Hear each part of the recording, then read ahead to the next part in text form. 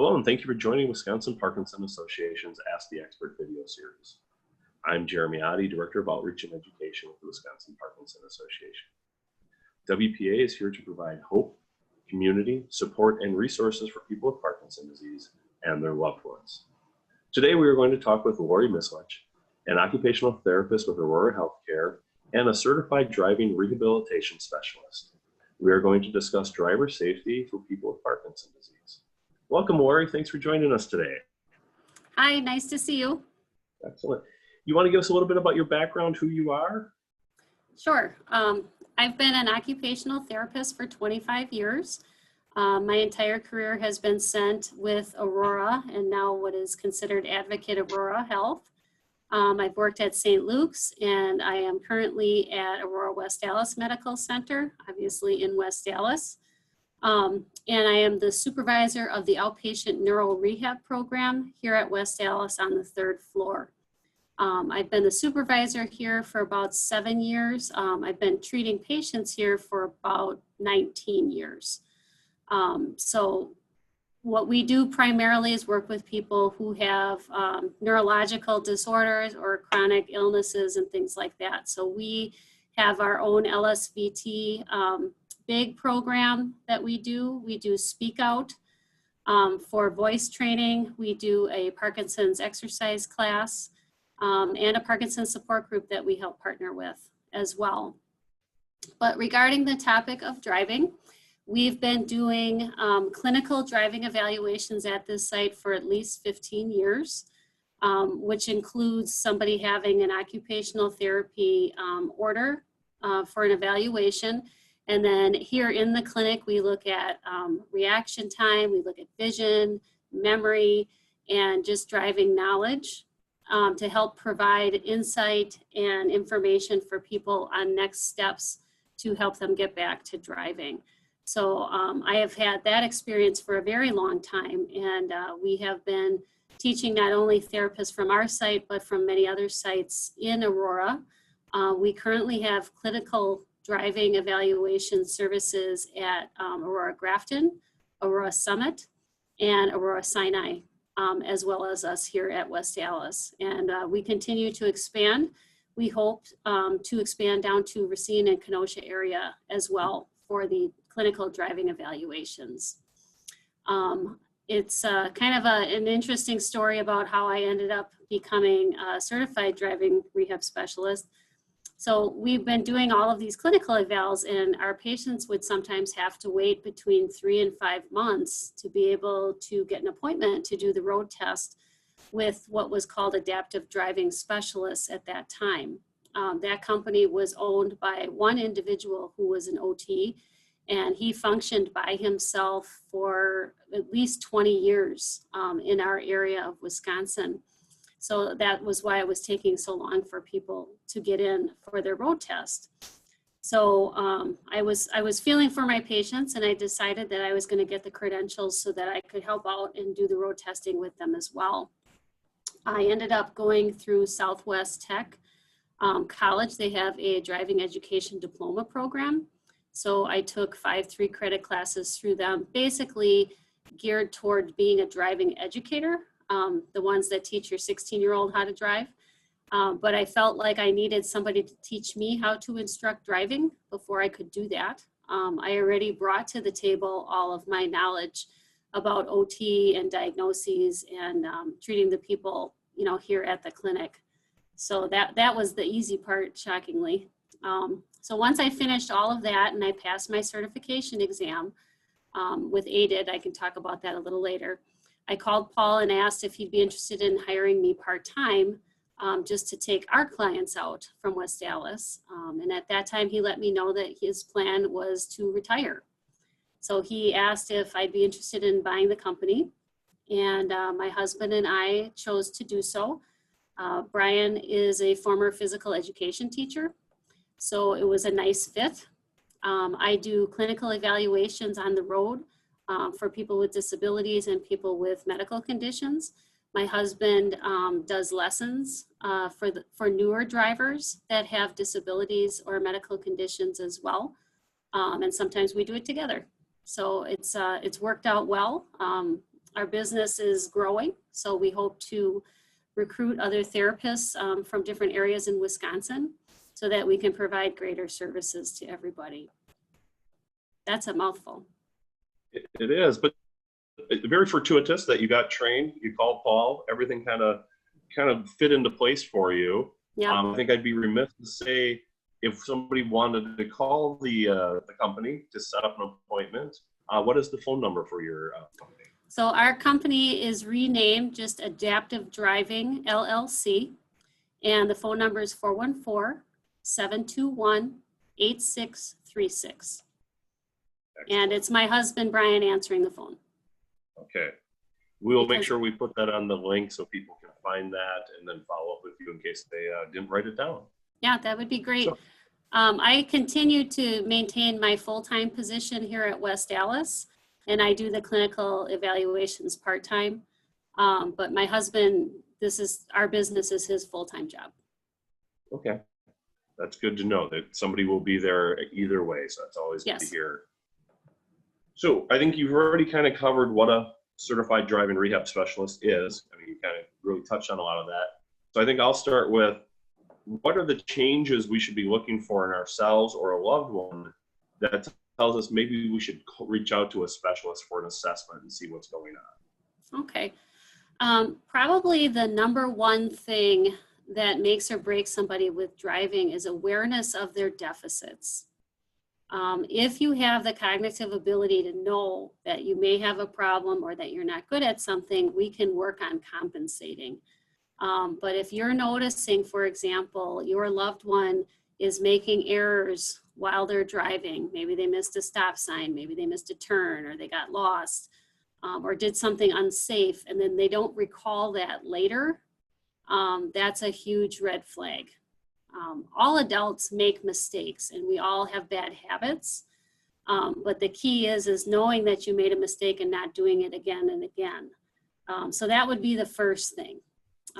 For example, we had a friend whose dad had dementia, and he hit a tree, and a police officer saw him hit the tree and followed him home. And when he got there, he didn't think it was him who made the dents in his car. So we don't want it to get to that point with somebody driving.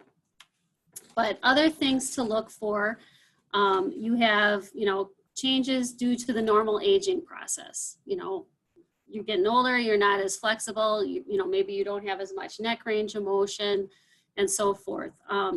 Definitely changes in your vision, difficulty with far vision, maybe you have cataracts, things are looking fuzzy and blurry. Those are things that we need to address.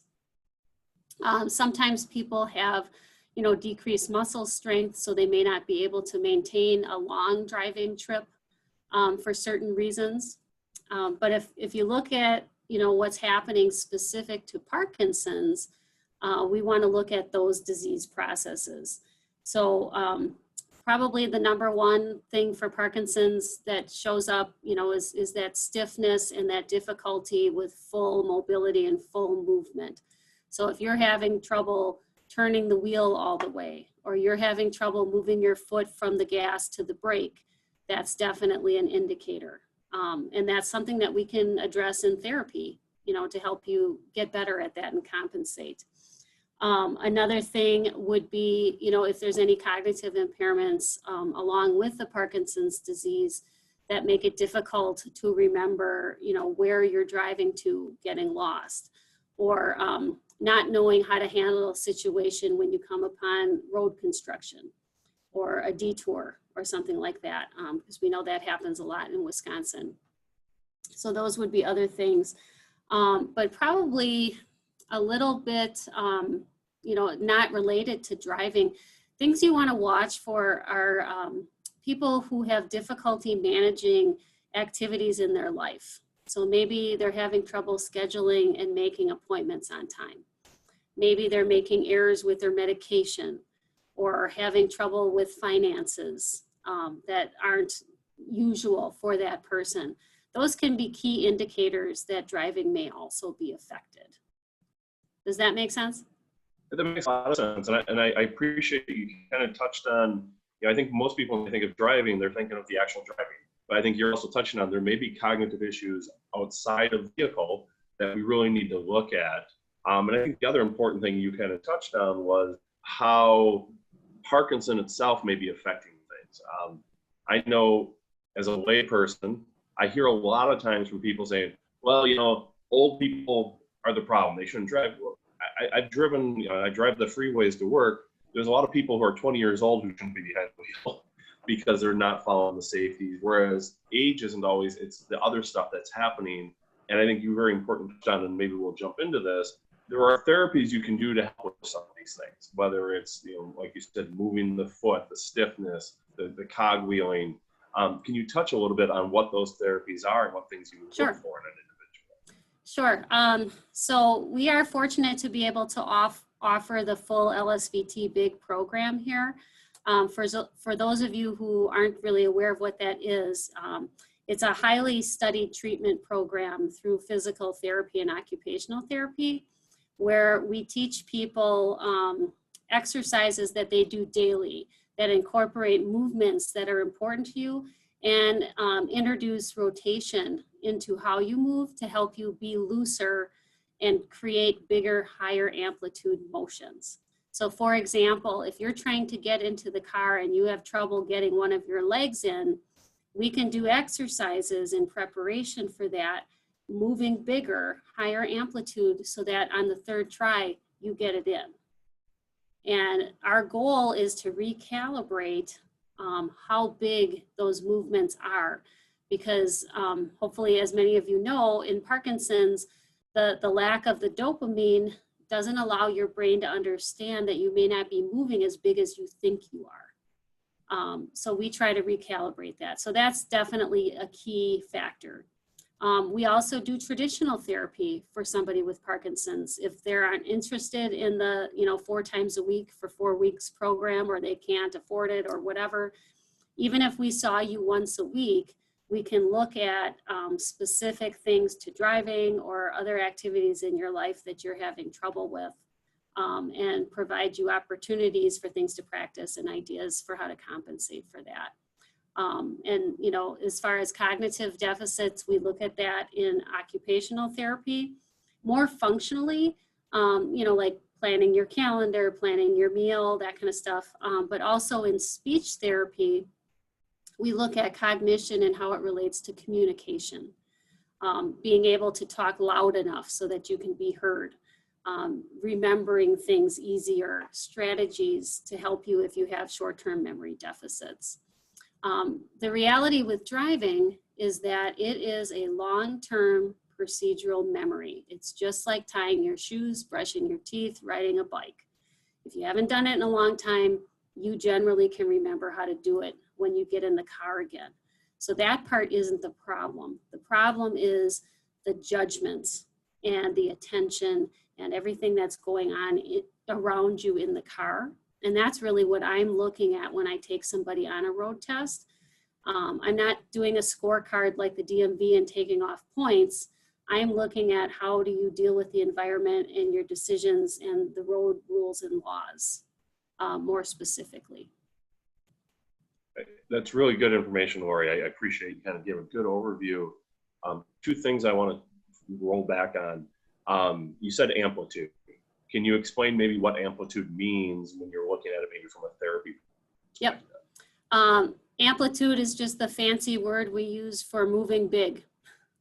So if somebody has trouble walking and they have that shuffling gait or they're taking very small steps, we look at activities and exercises to help them get their steps larger so that we can improve their balance and improve their walking speed, so that you can keep up with your loved one that you're walking with in the store or wherever. So that keyword, that big, is constantly repeated. Move big, talk loud, all of those things to help your brain dial into how you should be moving. Thank you.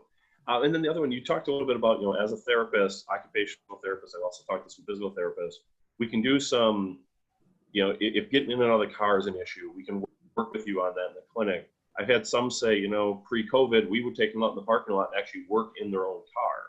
Would you do similar things like that, or your head Yes. is nodding, so I'll let you Yes. jump in. Yes.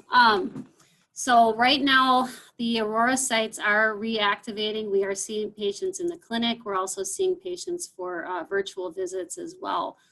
But if we needed to work specifically on somebody's vehicle, you know, just entry, or if we were going to look at potential adaptive equipment, which I'll cover in a little bit, we could easily take you out to the car.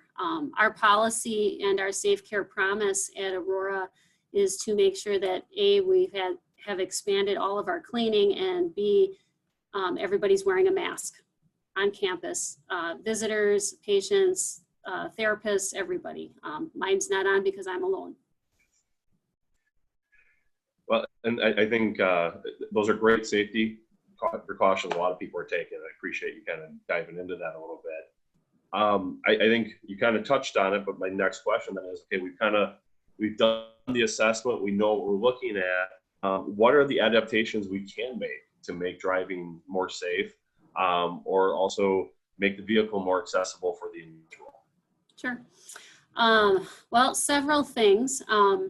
My company does low-tech adaptations. So we have the availability of left and right side hand controls, spinner knob, left foot accelerator.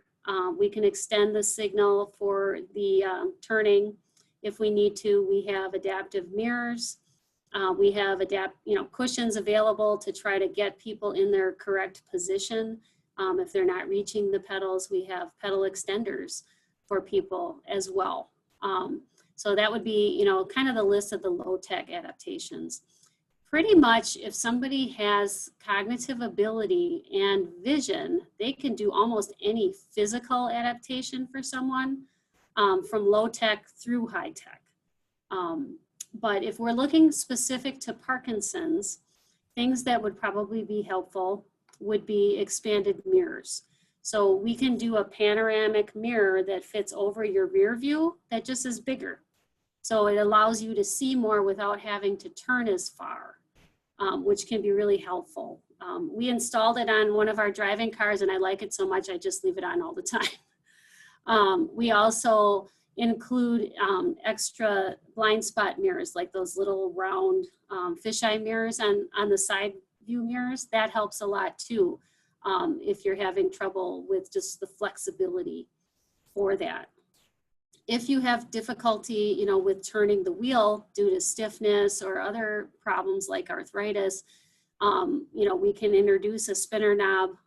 Many of you might remember years ago they called it a suicide knob on the older cars. So it's pretty much the same thing. So it allows you to turn the wheel much easier. If there's a specific problem, they actually make reduced effort steering for people, like if they have MS or other things like that. They can change the distance of the steering wheel. They can change the size of the steering wheel. They can even adapt it so that you can steer off of a joystick. So there's many options that way. As far as seating, one thing that happens many times with older population is they don't quite fit right in their car. You know, you have the stereotype of the little person kind of looking over the steering wheel and you can barely see them. So we can give suggestions as far as, you know, cushion placement and things like that. We've had people of short stature who didn't used to need pedal extenders, you know, ask us for that now because it'll help them be safe and not be as fatigued when they're driving. You know, generally with Parkinson's specifically, we're not seeing the need as much for the hand controls and some of those other things. But certainly we have had many clients that come in just to do a road test to make sure that they're still safe to be traveling to their normal destinations. And that's usually a combination of flexibility, memory, and vision that we're checking for them. The key is that we're able to make sure that somebody's safe and their family doesn't have to be the one trying to make that decision alone. But truthfully, the goal here is not to take away somebody's license. The goal is to keep somebody safe and independent as long as possible. Only at a last resort would we recommend that somebody retire from driving. And if they do retire from driving, then we help provide resources so that they can, be independent and safe at home. Laurie, those are, great adaptations. I love that a lot of them are very low cost and small. You're not redoing the whole vehicle. But I want to kind of focus in on what you just said at the very end. Is it really takes the onus off the family. If the family does a referral and they come visit you, it becomes more, you or Brian are talking to that individual. It's not a family member who's changing things on them. And I'm going to guess, and I'm going to go to you because of your expertise with this, that probably means a lot to the family because they're not, quote unquote, the bad guy. They're able to send them to you and they're able to have a professional work with them. So yes, and it certainly goes both ways. We'll be contacted by family members hoping that their loved one is not going to pass because they feel like, they're not safe to drive. And others that, want to make sure and see because they're hoping that they can still drive, but they don't know. So, and the other thing is we are not affiliated with the DMV. An occupational therapist doesn't give a license or take one away. We work with a physician. So in Wisconsin, we are not a mandatory reporting state. So the doctor does not have to report anybody with any kind of medical condition to the DMV. They are encouraged, obviously, to do so and to help manage that, but they don't have to. So my reports go directly to the physician, and then any decisions around driving get made with the physician, the client, and any of their family members that are appropriate. And I think that's important to know that it's kind of a team. You're working with the physician's working with the patient. By signing up to do an assessment doesn't mean that you're going to be calling the DMV the next day. Right. I think that removes a lot of the unknowns based on having a driving assessment done. Yes. So if I'm looking to have a driving evaluation, if I come in and schedule with you, what should I expect? What's it going to look like? Are we using my vehicle? Are we using your vehicle? Combinations? Okay. Kind of walk us through that. Okay. So first off, our program with adaptive driving is a cash program. Insurance will not cover a road test. Okay. And we let everybody know that up front. One thing that we can do to help defray the cost, and we encourage, is that somebody get an occupational therapy order from their doctor for an evaluation for that clinical test at one of the therapy sites. The OT clinician then will go through their battery of tests in the clinic to provide that kind of baseline information. So we look at gas brake reaction time, visual scanning, road and driving knowledge, cognition, and any physical issues that somebody might have. And then the OT in the clinic puts together that information, and then they send it to me with adaptive driving. If I'm able to have that information, I knock $100 off the charge because I don't have to redo all of that testing with them. So typically for a full evaluation where I'm doing all of it, it's $350. And if I'm able to get that clinical information, then we are charging $250 plus a travel fee. We're based out of Franklin, so we charge $1.50 per mile each way. That being said, we work with people to try to help them figure out how to, meet that cost. We have some people meet us in Franklin, or we have some people meet us, halfway to defray that cost. And we're working on, people in other northern areas around Green Bay area to kind of make a deal. Sometimes if we happen to be, vacationing somewhere with the family, and if I'm in the Madison area, I might pick up an eval while I'm there to reduce the cost for somebody. So it's a matter of timing as well. But once that clinical eval is done, the person is given information on what their options are for a road test. And by no means is everybody or does everybody have to have an evaluation with me? We're going to direct you to what makes the most sense. So if there's been any involvement with the police department, a ticket, a suspended license, anything like that, those people should go to the DMV, because the DMV is not going to honor what my opinions are. They're already in that system. They need to finish that at the DMV, and we'll let them know. Also, people have an option to go to a regular driving school just to, get like a pseudo evaluation to see if they're safe. The good part about that is the cost is considerably less. Usually probably between $50 and $75 for that road test. However, when you're calling driving schools, you need to make sure that you find a driving school that is, number one, comfortable working with adults, and number two, comfortable working with an adult that potentially has an impairment. So if somebody's pretty close, I'll recommend that. And I actually had my own father do that because he wasn't going to listen to me after a road test anyway. So that was a better alternative for our family. And then lastly would be working with me.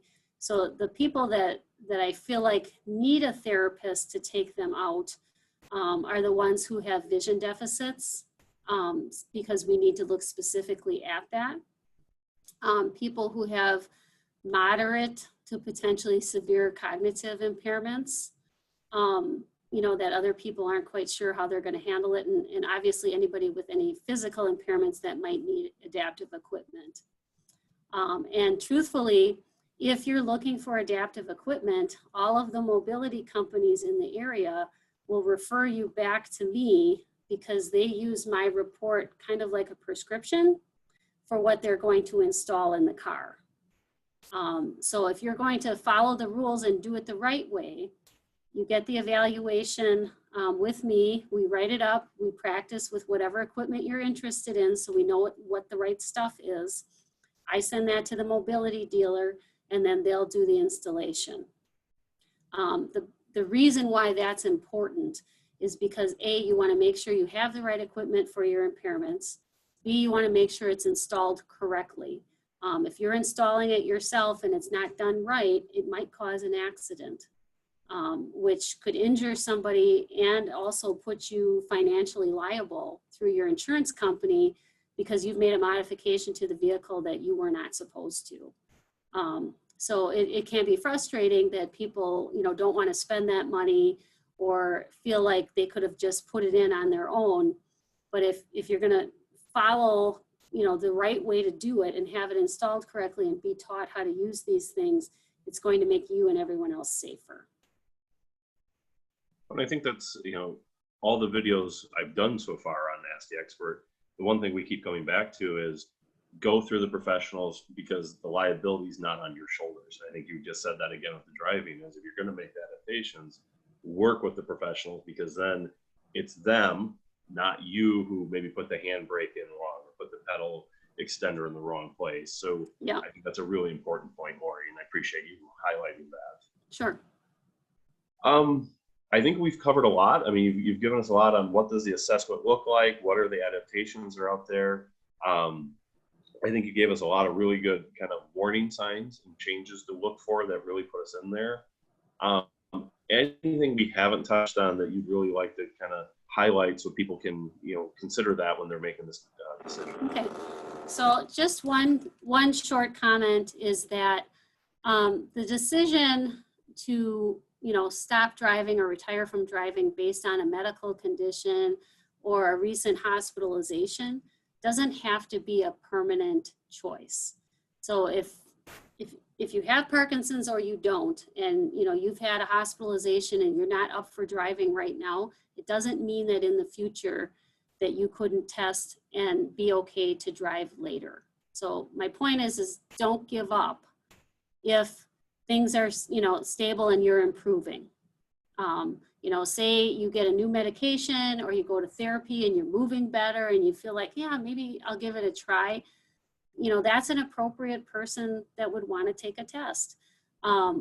really the only thing that's going to preclude you from the driving is, obviously not being able to operate the car. But, when it comes to a point to where your memory isn't able to support safe driving, but our goal is to keep people independent. It's hard when you live in areas where there's not public transportation. It's hard to ask your family for help. It's hard not to be able to get up and go when you want to. And I realize that. And my goal is to help you do those things, but we'll make you safe. And if you're ever in doubt, feel free to give us a call and I'd be happy to talk through it with you. That's great. I appreciate that, Laurie. Before I wrap up, you said give you a call. What's the phone number one more time? Okay. So if you are interested in doing a clinical evaluation or some therapy, you can call me at work. I'm at 414-328-6607. If you're interested in questions about the road testing and adaptations, you can call Adaptive Driving LLC at 414-721-8636. Well, Laurie, thank you so much for your time today. You provided a lot of great information and resources to keep people, as you said, independent and driving safely with Parkinson's disease. Yeah. So we're glad that you are checking in with Wisconsin Parkinson Association regularly. We are updating our website and Facebook page with exercise classes, educational videos such as this one, and a number of other resources to help you during your Parkinson's journey. You can email us at mail@wiparkinson.org with future topics or speakers you'd like to see us cover on the Ask the Experts series. Now, hopefully you are finding these videos useful and beneficial to you and your loved ones. WPA relies on donations from individuals just like you. So please consider making a donation at wiparkinson.org. Again, you can make a donation or a gift today at wiparkinson.org. And that will help to continue to keep all our programs and services free today and into the future. Once again, I'd like to thank Laurie for being our guest today. I'd like to thank you for joining us. Please take care and be well.